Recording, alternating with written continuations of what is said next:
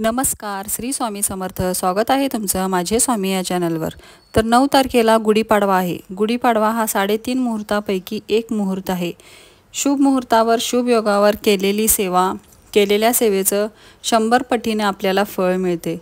तर ह्या दिवशी गुढीपाडव्याच्या दिवशी काही सेवा आहेत धनप्राप्तीसाठी. तर तुम्हाला ही सेवा पाडव्याच्या दिवशी करायची आहे. पाडव्याच्या दिवशी तुम्ही दिवसभरात कधीही ही सेवा करू शकता. ह्या सेवेसाठी आपल्याला एक पिवळ्या कलरचं कापड लागणार आहे. नवीन कापड आणायचं आहे पिवळ्या कलरचा दोरा.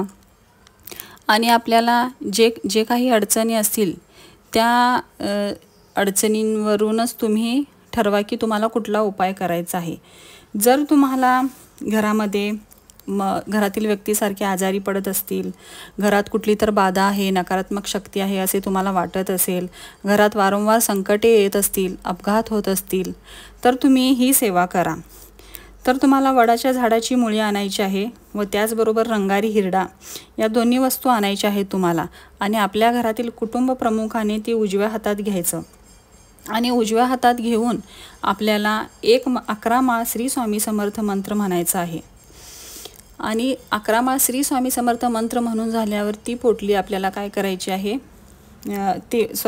ते वडाच्या झाडाची मुळी आणि हिरडा ह्या दोन्ही वस्तू आपल्याला त्या पोटलीत घालायच्या आहेत. आणि ती पोटली एका पाटावर ठेवून त्याची विधिव्रत पूजा करायची आहे. म्हणजे त्याला हळद, कुंकू, सुगंधित धूप, अगरबत्ती, दीप दाखवून त्याची पूजा करायची आहे. आणि नंतर ती जी पोटली आहे ती आपल्याला आपल्या स्वयंपाकघरात किंवा आपल्या देवघरात ईशान्य कोपऱ्याला बांधून ठेवायची आहे. पिवळ्या दोऱ्यानेच ती बांधायची आहे. अशा प्रकारे तुम्ही ही सेवा आजारी माणसांसाठी किंवा घरात वारंवार संकट येत असेल, बाधा असेल, घरात काही वाईट शक्ती असेल तर त्यासाठी तुम्ही ही सेवा करू शकता. वडाच्या झाडांच्या मुळीची सेवा तुम्ही करू शकता. तर दुसरी सेवा आहे धनधान्य. घरात बरकत नसेल, धनधान्यासाठी, घरात लक्ष्मीचे प्राप्तीसाठी तुम्ही ही सेवा करू शकता. त्यासाठी तांब्याचा एक गोल तुकडा घ्यायचा आहे तुम्हाला. आणि तांब्याच्या छोट्या पादुकांची एक जोड घ्यायची आहे. तांब्याची पाहिजे आहे आपल्याला पादुकांची जोड, छोटी छोटी घ्यायची. आणि नंतर 1 मूठ घरातील गहू घ्यायचा आहे, हळदीचा अखंड तुकडा, 1 हिरडा, मिठाचा 1 खडा, थोडे नागकेशर. परत मी सांगते तुम्हाला, तांब्याचा 1 गोल तुकडा, तांब्याच्या छोट्या 2 पादुकांची एक जोड, 1 मूठ घरातील गहू, हळदीचा अखंड तुकडा, 1 हिरडा आणि मिठाचा खडा, थोडे नागकेशर. हे सगळं साहित्य आपल्याला काय करायचे, हळदीने रंगवायचं आहे या सगळ्या साहित्यांना. म्हणजे हळदीमध्ये ते सगळे म्हणजे छानपैकी मिक्स करून त्यांना पिवळा कलर सगळ्यांना आला पाहिजे. अशा प्रकारे सगळ्यांना रंगवून घ्यायचं आहे. नंतर ते पिवळ्या कापडात बांधायचं आहे. सगळे हे साहित्य पिवळ्या कापडात बांधून पिवळ्याच कलरच्या दोरीने ते शिवून घ्यायचं आहे आपल्याला. आणि जी पोटली तयार होते ती पोटली आपल्याला उजव्या हातात घेऊन त्यावर आपल्याला श्री स्वामी समर्थ मंत्राचा जप करायचा आहे 11 वेळा.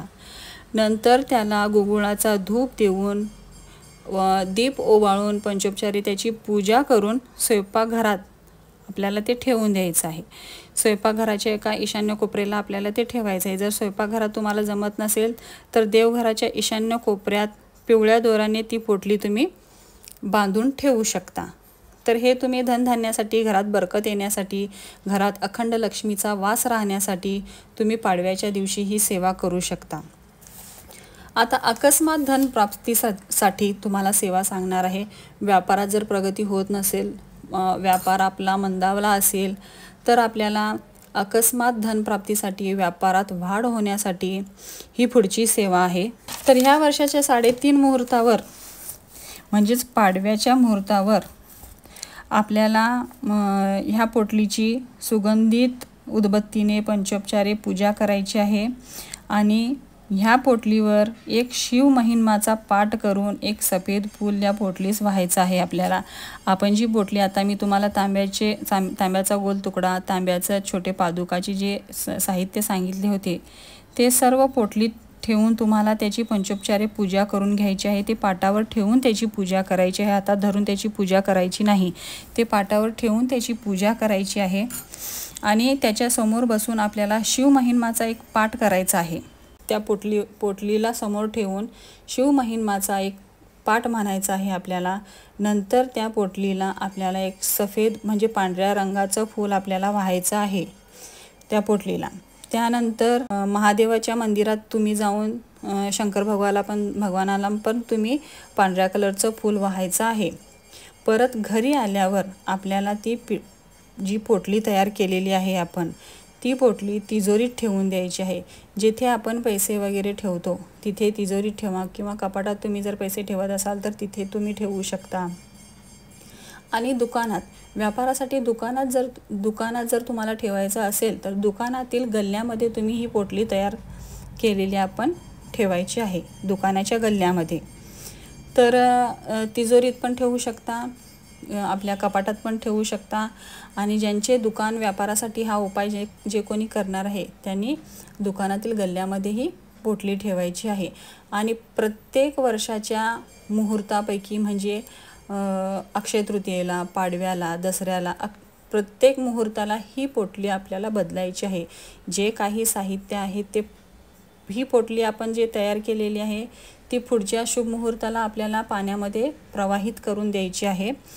आणि दुसरी सेम पोटली आपल्याला तयार करून त्याची विधिवत पूजा करून परत त्या पोटलीला आपण घरात स्थापन करायचं आहे।